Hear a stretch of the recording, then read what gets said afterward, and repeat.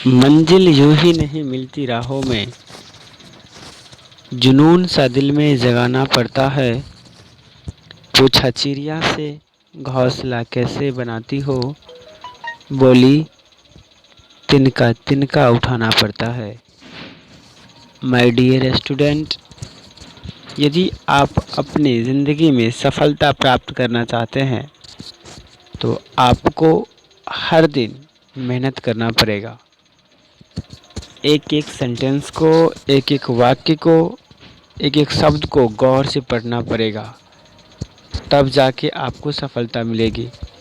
किसी ने सत्य ही कहा है कि सफलता एक दिन के मेहनत से नहीं मिलता, परंतु सफलता एक दिन ज़रूर मिलती है। आज के इस वीडियो लेक्चर में हम लोग भूगोल के एक इम्पोर्टेंट टॉपिक स्थल मंडल के बारे में जानेंगे। माय डियर स्टूडेंट, जैसा कि आप जानते हैं, स्थल मंडल के तहत पृथ्वी की आंतरिक संरचना, ज्वालामुखी, पर्वत, पठार, भूकंपों का अध्ययन किया जाता है। पृथ्वी के आंतरिक संरचनाओं को 3 भागों में बांटा गया है। पहला क्रस्ट, दूसरा मेंटल और तीसरा है कोर। क्रस्ट सिलिकॉन तथा एल्युमिनियम का बना होता है।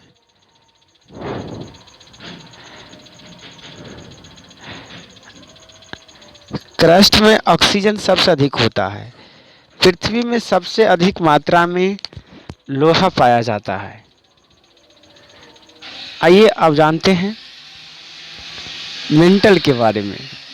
मेंटल में सिलिकॉन और मैग्नीशियम पाया जाता है, यानी ये जो पृथ्वी का जो मेंटल भाग है, यह सिलिकॉन और मैग्नीशियम से बना हुआ होता है। पृथ्वी का कोर भाग, यह पृथ्वी का सबसे भीतरी भाग है। इसमें निकेल और आयरन पाया जाता है।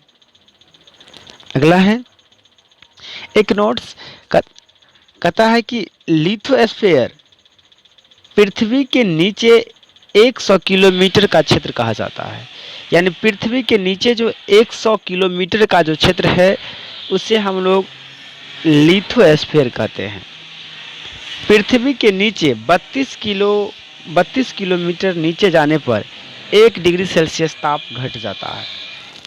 नोट्स नंबर 3 है, पृथ्वी की त्रिज्या 7371 किलोमीटर है। पृथ्वी की परिधि 40,075 किलोमीटर है। पृथ्वी के सतह का क्षेत्रफल 51,67 वर्ग किलोमीटर है। आइए अब हम लोग जानते हैं ज्वालामुखी के बारे में। ज्वालामुखी कहता है कि पृथ्वी के मुख से आंतरिक दाब और अन्य भौतिक कारक के कारण जो ज्वाला या मेघना निकलती है, उसे ज्वालामुखी कहा जाता है। पृथ्वी के जिस सतह से मेघना निकलती है, उसे स्थेनोस्फीयर कहा जाता है।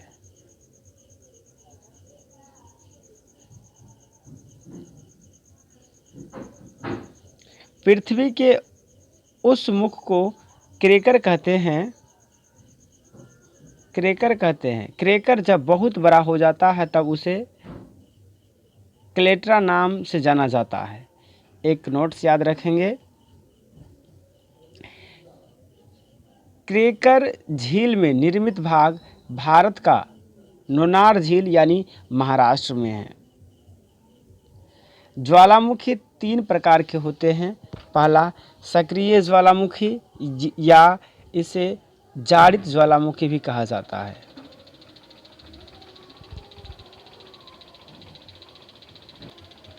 जैसे स्ट्राम्बेली एक सक्रिय ज्वालामुखी है। इसे भूमध्य सागर का प्रकाश स्तंभ कहा जाता है। इक्वाडोर का कोटापेक्सी, अंडमान निकोबार का वेरेन, इटली का इटना, अमेरिका का मोनालिया हवाई धूप, ये सभी सक्रिय ज्वालामुखी है। दूसरा है शांत ज्वालामुखी, जैसे इटली का विषुवध्य, जापान का फिजिया, इंडोनेशिया का क्राकाटोवा। एक नोट्स याद रखेंगे, द्वीपों के समूह को आर्किपेलागो कहा जाता है, जो इंडोनेशिया में है।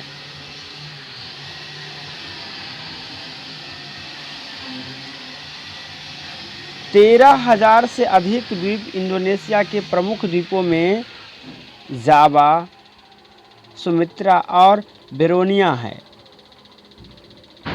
तीसरा है मृत ज्वालामुखी। मृत ज्वालामुखी के अंतर्गत नारकोंडम,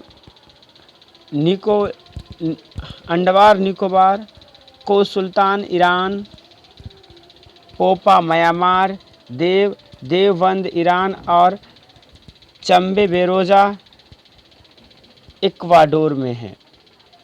एक नोट्स याद रखेंगे, को सुल्तान इराक में है। अगला नोट्स है सबसे अधिक ज्वालामुखी और भूखंड भूकंप प्रशांत महासागर क्षेत्र में आती है।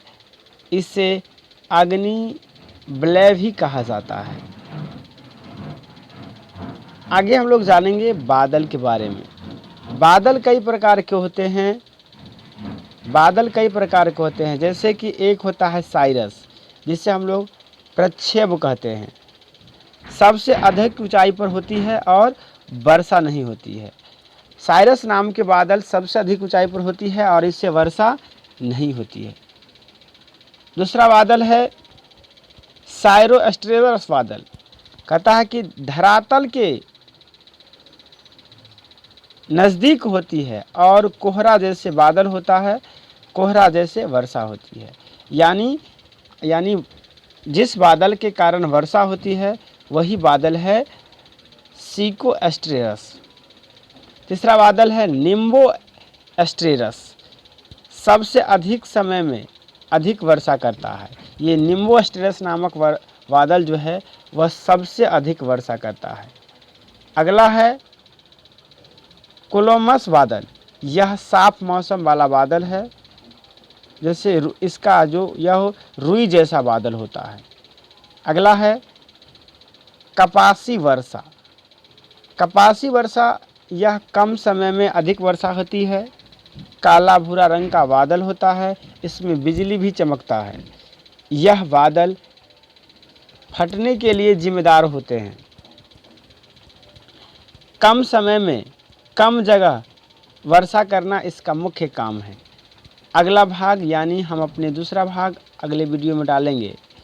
यदि आपको मेरा ये वीडियो अच्छा लगा है तो प्लीज़ हमारे चैनल को सब्सक्राइब करेंगे, इस वीडियो को लाइक कीजिएगा ताकि मैं मोटिव होकर अगला वीडियो आप तक पहुंचा सकूं। आज के लिए इतना ही, धन्यवाद।